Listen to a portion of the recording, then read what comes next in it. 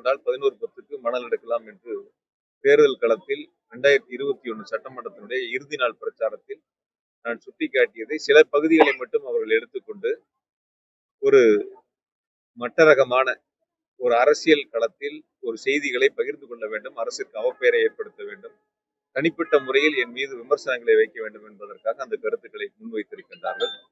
நான் அப்பொழுது சொன்ன கோரிக்கைகள், கருத்துக்கள் என்பது மாட்டு வண்டியில் மணல் எடுப்பதற்கு அனுமதி வேண்டும் என்று கோரிக்கை வைத்தார்கள்.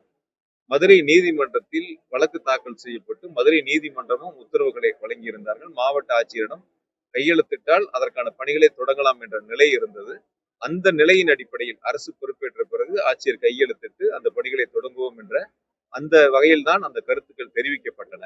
ஏதோ கடந்த அதிமுக ஆட்சியில் எடுக்கப்பட்டதை போல நேரடியா ஆத்துக்குள்ள போய் லாரியை விட்டு ஜேசிபி விட்டு மணல் அள்ளுவதை போல சொன்ன கருத்துக்கள் அல்ல. ஒரு வகனம் அவர்கள் புரிந்து கொள்ள வேண்டும். ஒரு மட்டரகமான, ஒரு கீழ்த்தரமான, மிக மோசமான, ஒரு கேவலமான அரசியலை முன்னெடுக்க வேண்டும் என்ற வகையில் எதிர்கட்சி தலைவர் அவர்களும் சில அரசியல் கட்சியினுடைய தலைவர்களும் அந்த கருத்துக்களை முன்வைத்திருக்கின்றார்கள். முழுக்க நான் இப்பொழுதும் சொல்கின்றேன், மாட்டு வண்டியில் மணல் எடுப்பது என்பது அவருடைய உரிமை. உள்ளூர் தேவைகளை பூர்த்தி செய்ய வேண்டும் என்பது கட்டுமானத்தினுடைய அந்த தொழில் சார்ந்திருக்கக்கூடிய கொத்தனார் சித்தாள்கள் தொடங்கி பொறியாளர்கள் வரை அந்த கோரிக்கைகளை முன்வைக்கின்றார்கள். நீங்களே சொல்லுங்க, உள்ளூர் கட்டுமானத்திற்கு தேவையா இல்லையா என்பதை நீங்களே சீர்தூக்கி பாருங்கள்.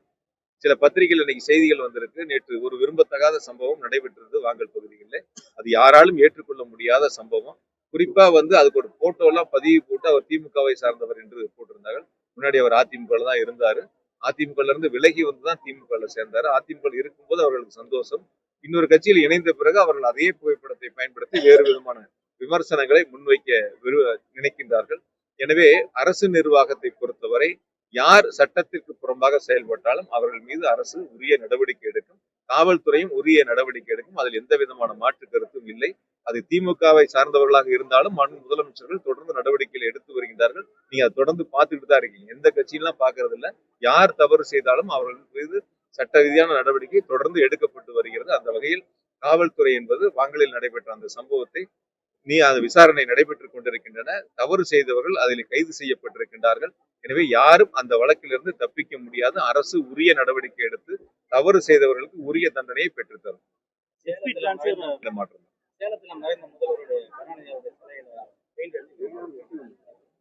அதாவது இப்ப தேர்தல் நெருங்கிட்டு இருக்கு. சில பேர் விளம்பரத்திற்காகவோ, சில பேர் ஒரு மட்டரகமான அரசியலுக்காகவோ செய்யறாங்க. அதனால அதை பத்தி நம்ம கவனத்துல எடுத்துக்க வேண்டியதில்லை. அது மாதிரி இருக்கக்கூடியது முதல்ல ஒரு அரசியல் களம் என்பது மக்களுக்கு சேவையாற்றக்கூடிய பணிகளை செய்யக்கூடிய அந்த நிலைக்கு போகணும். அதை விட்டுட்டு ஒரு கருத்துக்களை சொல்வது என்பது அரசியலுக்காக மேடைக்காக. சில நேரங்கள் நானே பார்த்தேன், இன்னைக்கு பத்திரிகைலாம் வாங்கல்ல நடைபெற்றது மணல் சம்பவத்திற்காக ஒரு சம்பவம் நடந்தது மாதிரி ஒரு செய்திகளை போட்டிருந்தீங்க. சில தொலைக்காட்சிகளும் அந்த செய்திகளை அந்த மாதிரிதான் ஒரு கருத்துக்களை முன் வச்சு போட்டிருக்காங்க. நீங்க பாருங்க எடுத்து எதனால் அந்த சம்பவங்கள் நடந்தது, எப்படி வழக்கு அவர்கள் புகார் கொடுத்திருக்காங்க, எப்படி வழக்கு பதிவு செய்யப்பட்டிருக்கிறது, என்ன நடவடிக்கை எடுக்கப்பட்டிருக்கிறது நீங்க ஒரு கணம் சீர்தூக்கி பார்க்கணும். செய்தியை பதிவிடுறதுக்கு முன்னாடி பத்திரிகைகளா இருக்கட்டும், தொலைக்காட்சிகளா இருக்கட்டும், ஒரு கணம் பார்க்கணும். நானே ஒரு கருத்து சொன்னா கூட சரியா தவறா நீங்க பார்க்கணும். தவறா இருந்தா நீங்க என்கிட்ட எதிர்கேள்வி கேட்கலாம். ஆனா அப்படி அந்த சூழலை நீங்க உருவாக்குறது இல்லை எல்லா இடங்கள்லயும். நாங்கெல்லாம் உட்காந்தா வளைச்சு கேள்வி கேட்கறீங்க. எவ்வளவு கேள்வி கேட்டாலும் பதில் சொல்றோம். சில இடங்கள்ல பேட்டிகள் பாக்குறோம். அந்த பேட்டிகள்ல பாத்தீங்கன்னா எதிர்கேள்வியே இல்லாம இருக்கு. அப்படியே ஒரு பேட்டி மட்டும் என்ன கொடுக்குறாங்களோ அது செய்தியா போடுறீங்க. அடுத்த நாள் பத்திரிகையிலும் அது செய்தியா வருது. அவர் சொல்வது ஏதோ உண்மையை போல ஒரு தோற்றத்தை உருவாக்குவதற்கான ஒரு முயற்சியாக இருக்கின்றன. தயவுசெய்து அதற்கு நீங்கள் துணை போக வேண்டாம். இருப்பதை நாங்க இருக்கிறது என்னவோ அப்படியே சொன்னா நாங்க ஏத்துக்கிறோம். என்ன குறைகள் இருந்தாலும், என்ன தவறுகள் இருந்தாலும் சொன்னா நாங்க ஏத்துக்கிறோம். சரி செய்வதற்கு அரசு நிர்வாகம் தயாரா இருக்கு. அதனால இப்ப மனுக்கள் கொடுக்க வந்திருக்காங்க, கோரிக்கைகளை முன்வைக்கிறாங்க. அந்த கோரிக்கைகளை நிறைவேற்றக்கூடிய இடங்கள்ல அரசு இருக்கு. நாங்களும் அவங்களோட சேர்ந்து பணியாற்றக்கூடிய இடங்கள்ல அந்த வாய்ப்பை மக்கள் கொடுத்திருக்காங்க. அந்த பணிகளை செய்வதற்காக நம்ம அமர்ந்து இந்த பணிகளை முன்னெடுத்திருக்கோம். அதனால மாவட்டத்தை பொறுத்தவரை மிக தெளிவாக சட்டம் ஒழுங்கு பாதுகாக்கப்பட்டு மிக தெளிவாக அரசு நிர்வாகம் செயல்பட்டு கொண்டிருக்கின்றன. யார் தவறு செய்தாலும் அவர்கள் மீது அரசு உரிய நடவடிக்கை எடுக்கும். காவல்துறை தவறு செய்தவர்களுக்கு உரிய தண்டனை பெற்றும். செய்திகளை உடனுக்குடன் தெரிந்து கொள்ள கீழ்கண்ட கேபிள் மற்றும் டிடிஎச் நெட்வொர்க்குகளில் எம்நாடு செய்தி தொலைக்காட்சியை காணுங்கள்.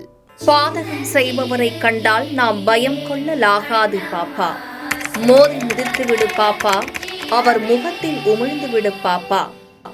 அண்மை செய்திகளை உடனுக்குடன் தெரிந்து கொள்ள இணைந்திருங்கள் எம்நாடு தொலைக்காட்சியுடன்.